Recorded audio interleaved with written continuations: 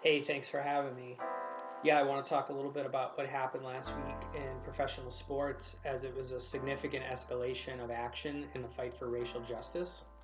So, in response to the shooting in Kenosha on August 26th, the men's basketball team in the NBA, the Milwaukee Bucks, decided that they weren't going to play their game that day versus the Orlando Magic. It was a playoff game.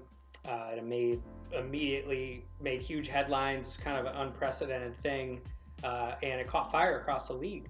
There were two other playoff games scheduled that day, and the players on those teams decided they weren't going to play either. Then it caught fire across other professional sports leagues. Women's basketball, pro baseball, hockey, football, soccer. They all had either games or practices canceled in solidarity with the action started by the Milwaukee Bucks. So the owners and the league administration were caught completely flat-footed by this decision. They didn't see it coming. And it was really important to emphasize that this was a decision made by the players. The leagues tried to make it seem quickly after that it was a collective decision that they made, and players were quick to push back and say, no, we made this decision, fix your narrative.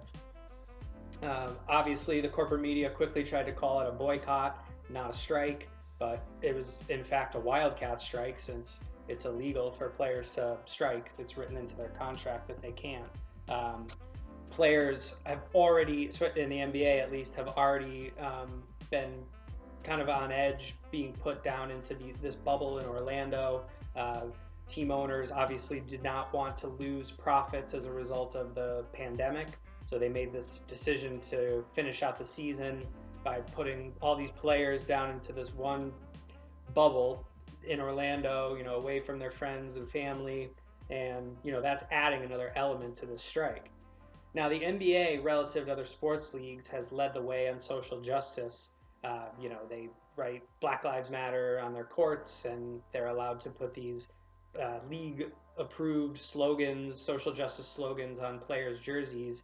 But these quickly have been revealed to be empty symbolism. As Jaylen Brown noted, he's a local star here in Boston for the Boston Celtics, talking about how this incrementalism, where they're stringing players along and citizens along, making it seem like things are going to change, but that nothing's changing. Another element to this, of course, is the fact that NBA owners are primarily white, players are primarily black, so it's very unlikely that owners are more concerned about racial justice than they are their own profits.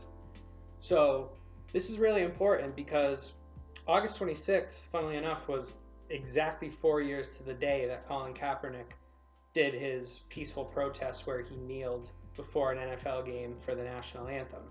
And consciousness, when that first happened, was quite negative. People heavily were against what Kaepernick did, but there was a poll released a couple days after the Milwaukee Bucks strike, and people were heavily in favor for it. There were 57% people that said they agreed and they supported the players' action, to only 28% that were against. So other people will come in and talk about what ended up happening with the strike and the elements that were involved to get players back on the court. But it's important to note that in the past 4 years, since this sports and political movement has aligned, that consciousness has moved broadly in favor of the players that are speaking out in favor of racial justice and social justice. And yeah.